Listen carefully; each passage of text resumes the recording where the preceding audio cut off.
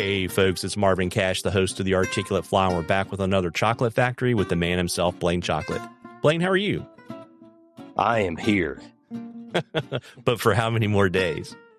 For a day and a half and back on the road. Yeah, so you've been home, since Thai Fest, right? So you've been home for almost 2 weeks? No, I was home for a couple days, maybe 3 days, and then went down had another trip, to go chase some giant redfish that I was notified about, and try to do that every year, and was able to get out and get on some super shallow water, biggest redfish in the world, and had a great time. It was a good couple days, so I got back from that and packing to hit the road again. Yeah, rumor has it that you might have a cover photo in your future. Yeah, I've been blessed this year. I've got two record-sized fish, one striper, and now a redfish that's about as big as they get. So, just trying to change that game one fish at a time. You know what I mean? Yeah. So before we talk about your next set of junkets, why don't we back up a little bit? And I guess it probably really, I guess your last slug of travel really started with the premiere of Lefty's movie up in Maryland. You want to talk about that, and then we can talk a little bit about Thai Fest. I was down there with you for that one. Yeah. So, I guess starting into March, I ran up to Pennsylvania and did some work with Fly Fisherman magazine, and then stay with my buddy Jay to kind of go over some book stuff with my, book that we're trying to get moving again, so I can get that out on the market. And that was a good trip. And then, Jay worked on Lefty's film that everybody's starting to see now. That they had the world premiere in Maryland, where Lefty grew up, in the theater where Lefty met his wife, and it was a very special event. You could feel Lefty's presence there. People came from all over to see it, and it was sold out.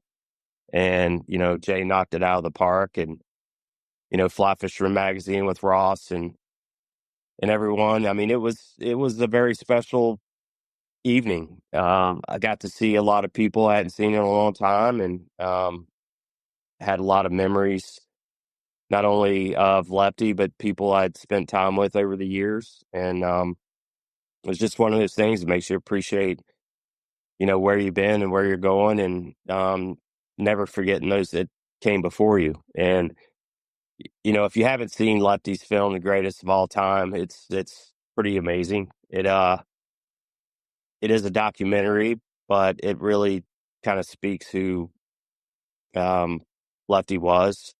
And, Jay Nichols, I think he did an unbelievable job and had a task that, to me, would be unbelievable to try to even take on. But knowing Jay and who he is and his character was not surprising, but still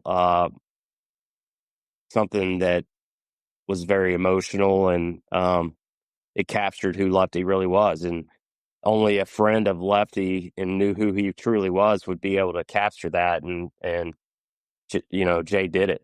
It was super special. And now jumping forward, but I know you got to see it down in Florida, and I think it was pretty amazing. And it was world class, to be honest. Yeah, I would say, it's probably, so the runtime's probably 40 minutes, give or take. I would say, I think Jay did an amazing job, and it's not just a great fly fishing movie. I think it's a great short film just in general. Yes, it is. I mean, it tells his life. It tells kind of the history of our country too. I mean, going into, the Battle of the Bulge in World War II, and, what we dealt with as a country with the Great Depression, and what Lefty grew up in, and how he overcame all the obstacles because he came from nothing. He didn't have anything. He lost his dad when he was younger, and pretty much grew up like he said, in the ghetto, couldn't rub two nickels together, and basically was only able to go to school if he earned enough money uh, on the streets and, you know, hunting and fishing and gathering enough stuff to be able to pay to be able to go to school, and that says a lot about who Lefty is and was. And um, it also is an example of how why it was so great and why it is, and where everybody kind of needs to never forget, because that's what got us to one of the greatest countries in the world, right? So um, that hard work and determination and never give up type of deal, and just getting things done and doing what you're supposed to do, and doing what you say you're going to do too, right? So and that just speaks about who Lefty was. And my grandfather, that generation was super amazing, and I think we could all learn from that. Yeah, 100%. And, to kind of, fast forward. So I saw the movie with you Friday night, but then that Saturday we spent, all day at, I guess you'd really, it's not just a home. I mean, Carter Andrews has a huge piece of property because he's got horses and all kinds of stuff. And we were there, for Tie Fest and then for the fundraising dinner afterwards. Yeah, I mean, I can't say enough about that event. That event to me meant everything in the world. Um, I've spoke about it before with you, and I think we did it on one of the podcasts before. But losing Bobby back in November, and you know, me working with ASGA and Tony and Cody and Sue and Nick and the whole team, it meant a lot to me to try to bring back, what we used to do with Tie Fest, which was all Tony. And, eventually it was called Lefty Kreh's Tie Fest. And it just brought out the best in what we love about our sport, the camaraderie, the caring about conservation and making the sport better, and just making everybody feel a part of it, and sharing knowledge. And what better way to do that, with the Jack Crevalle science that we have going on, working with Florida International, Mississippi State, and um, the Lower Keys Guides Association, and trying to figure out the science that needs to be done for Jack Crevalle conservation, because they're not protected anywhere in the country, which is a shame. And what a chance to, me talking to Tony is like, we got to bring this back, and bringing it into Vero Beach area, and Carter Andrews, who was such a gracious host and an amazing person, reaching out to the fly fishing community, Yeti. I mean, I can't say enough about how Yeti stepped up and just brought everything to the table. Chefs, that 1,000-gallon mill scale pit smoker, and having an amazing dinner for everybody, and doing that for 2 days, preparing all that stuff for over 250 people that were at that auction dinner. And, Costa and all the other brands. I mean, I don't want to leave anybody out, but, Scientific Angler, all of them, all my family came to be there for the community and for conservation. And, you know, people like Rob Fordyce, who just did an amazing job with his seminars and stuff that he did. And, Hillary Hutchinson getting out and hanging out with me and coming all the way from Montana to be there, and Oliver White. And of course, I can't say enough about Larry Dauber being there. And, he doesn't like doing events like that, but, it's super special for me to see someone that meant so much to me and was such an inspiration in my life and got me where I am based on his show and what he's done for the fishing community in general, right? I mean, he's well known in the conventional world, but, as a fly angler and designer with the Dahlberg diver and all that kind of stuff, I mean, he's so iconic. And then having Andy Mill there and doing his podcast with a lot of the legends, and even Yellow Dog and Jim Klug and Brian, they came out. I mean, the community showed up for us. I mean, Duck Camp, all these companies were there for us. And to be honest, I wanted it to be a festival and a celebration of Lefty and Bob and conservation in general. I mean, to me, it was an amazing event, and it made me so proud to be a part of it. And we raised a lot of money for Jack research, which this is a 5-year project. So we're going to try to get all that science put together with the biologists so we could give this to policymakers to make sure that we can get some kind of regulations on jacks, because they deserve the protection.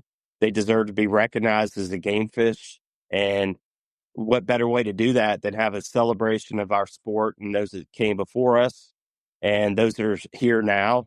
I mean, we celebrated those that are past, those that are present, and those that are coming up. I mean, I invited people that are, people like Chase Smith, for example, a great talent in fly tying. We wanted to represent everybody that we could with a very short window. We only had 4 months to put this together, and the fact that we did it without having any hitches and getting the community to come and be a part of it was unreal. I couldn't have asked for a better weekend.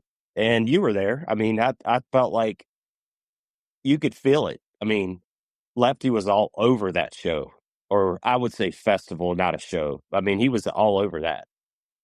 Yeah, it was really neat. And I would say, too, that, if you miss the event, you can still support the Jack Project. If I remember correctly, Blane, there's still some of the limited edition sightline bracelets that actually will fund tagging a particular Jack. And I think if I remember correctly, Tony said you would get updates on its location and kind of what happens to the Jack over, I think, 5 years, right?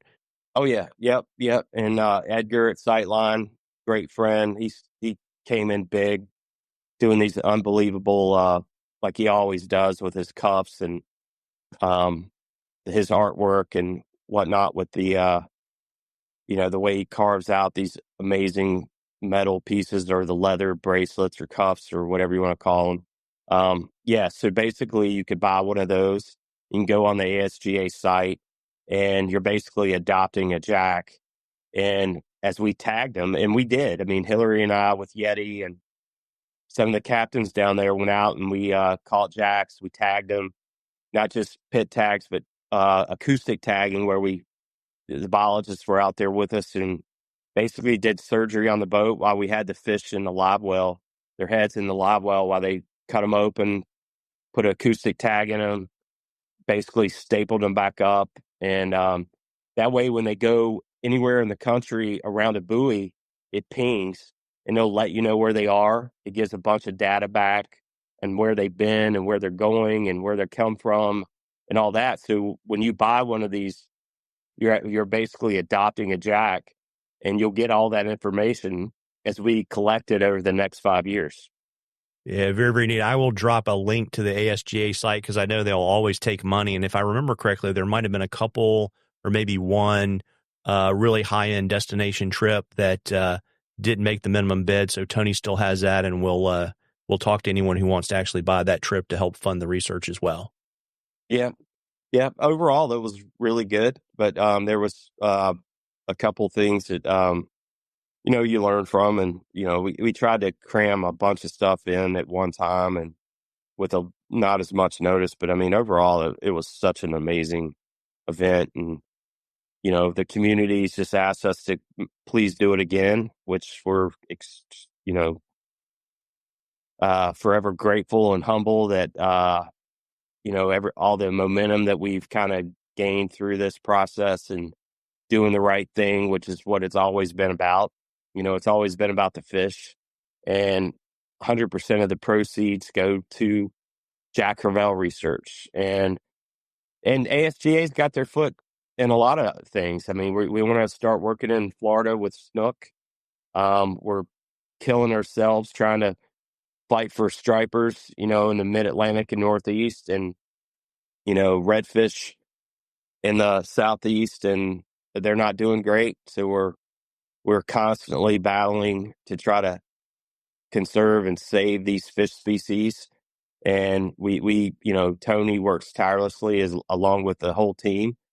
We we're on constant meetings with the ASMFC, the Atlantic States Marine Resource Commission, where they're the ones that kind of decide on what policy and what is going to happen with these fish, and we try to give them the best science that we can to make sure that they have the best educated decision to make all this stuff happen. And we work state to state, from Texas all the way up to Maine, and we're making sure that our fisheries are going to survive, so my kids and my grandkids and yours and everyone else's are going to be able to see some of the stuff that I've been very blessed and grateful to see in my life. I mean, it's been a whirlwind. I was in 6 states in 5 weeks, from Texas to Georgia, Florida, you know, all up and down the East Coast. And, that's what I want to do. I miss my family, but I want to do what I can to make sure that, that we do everything we can to save all the different fish species that we can. And, also, make the sport better than what it was before I came around. I just, not saying I'm picking up Lefty's torch, but he was definitely that beaming light that you couldn't not see it if you're around him. So, I want to make sure that, and that was what the whole event was about. We want to make sure that everything that those that came before us built, that we keep moving forward, right? So if you want to have a fishing industry, a fly fishing industry, or a conventional fishing industry, we got to have fish to catch, and we got to have healthy fisheries. If you don't have that, you're gonna have people that lose interest in fishing, and we want to make sure we save that. Could be selfish or whatever, but it's important to me that we do all that stuff, and with all the designs and flies and materials that I have, I want to make sure that we have opportunities to fish in salt and fresh water. And my business can't be successful if we don't have good fisheries to fish to, right? So it's might be self-serving, but it's also something that means a lot to me and future generations. Yeah, absolutely. And speaking of your business, we were talking before we started recording. You've got a lot of nifty stuff kind of coming down the pipe at the chocolate factory. You want to clue folks in a little bit? Yeah. So a lot of the micro changers and a lot of the crawl changers and micro crawls and leeches and the smaller bugger changers and the Helgramites, and I've got shrimp and crab patterns that are going to be hitting the market here in the next couple months. But uh, the factory's getting super ramped up to start delivering a lot of new stuff here in the next 3 to 4 weeks. So I'm super excited about that. And it's just keep marching on. Just saving fish and you know trying to make sure that we have a place for my products in the future, right? I mean, I want to support all the fly shops that I have. Very blessed to have some of the best shops in our country behind me.